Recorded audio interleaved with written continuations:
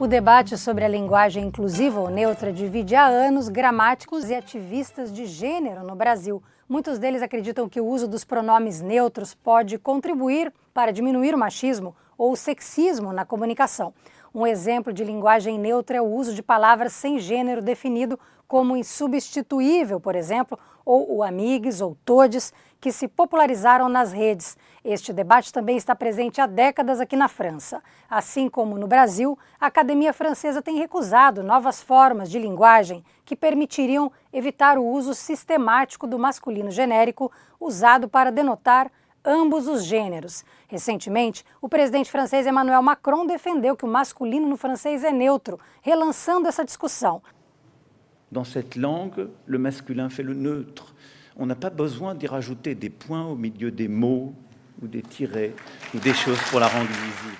Mas muito além da polêmica social e política, o que a ciência sabe sobre tudo isso? Existe um campo de estudo chamado psicolinguística que analisa, entre outras coisas, como o cérebro decodifica aquilo que lemos, ouvimos ou falamos. Entender tudo isso é o trabalho do pesquisador francês Léo Varnet, do Instituto Nacional Francês de Pesquisa Científica.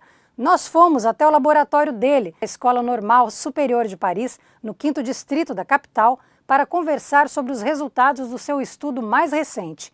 E ele mostra que a linguagem neutra, na verdade, não é tão neutra assim. Léo Varnet descreveu para a gente como a experiência realizada pela sua equipe chegou a essa conclusão. O estudo aconteceu em Grenoble ao longo deste ano e contou com a participação de 70 voluntários. L'enjeu, c'était vraiment pas de faire un acte de militantisme, je précise, c'est vraiment une recherche scientifique. Donc on s'intéressait à comment est-ce que cette écriture inclusive est perçue par le cerveau et est-ce qu'elle permet de mitiger les biais de compréhension du cerveau en faveur du masculin lorsque on est exposé à des formules en masculin générique. Várias pesquisas da psicolinguística já comprovaram que o masculino genérico leva o ouvinte ou leitor a pensar que estamos falando de um homem.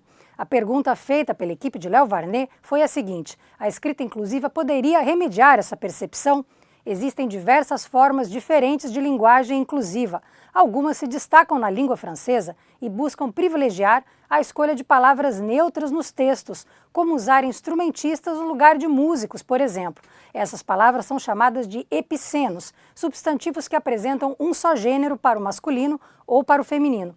Outra estratégia do francês é incluir as formas masculina e feminina na mesma frase. Seguindo essa regra, a famosa Declaração dos Direitos do Homem e do Cidadão, de 1789, por exemplo, ficaria assim: os homens e as mulheres nascem e são livres e iguais em direitos.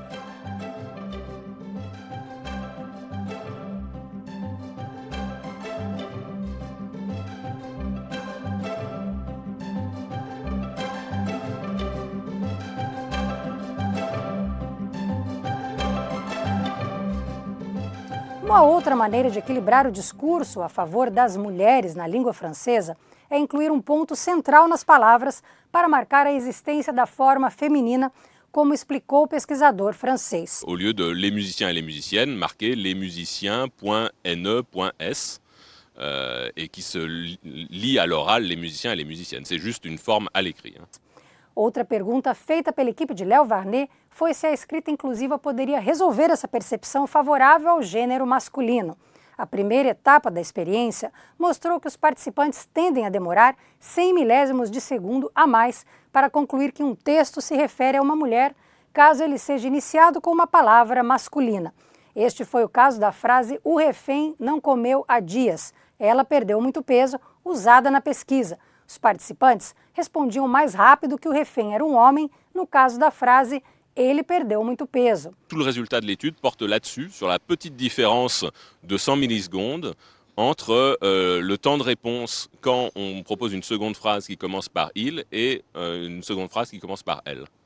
Donc ce temps de réponse, ce délai de réponse, en fait, il nous indique que le cerveau met plus de temps à traiter une phrase commençant par elle. Parece pouco, mas em termos de circuitos neuronais, isso é muito. Isso significa que os participantes pensaram de imediato que a palavra refém se referia a um homem. Na segunda parte da experiência, os cientistas franceses usaram ponto no início da frase, escrevendo uma refém, para ver o que acontecia. Essa estratégia igualou o tempo de tratamento da informação pelo cérebro dos participantes em relação ao gênero, sem beneficiar o masculino. A conclusão é que tanto o uso do ponto na forma escrita como a inclusão da forma feminina oralmente ajudam a democratizar a questão do gênero na língua francesa. Mas por que a tendência é sempre pensar que falamos de um homem, mesmo quando não é o caso? A linguagem é sexista por natureza? Le langage lui-même est un peu sexiste. On baigne dans un langage où essentiellement on utilise le masculin générique. Donc notre cerveau a appris un petit peu ce mode de fonctionnement et peut-être qu'il le reproduit simplement, même dans le cas du neutre où il n'y a pas de masculin générique. Peut-être que par défaut, il va maintenant appliquer une règle par défaut du masculin. E você, o que acha? Gostou desse vídeo? Acesse, compartilhe, comente.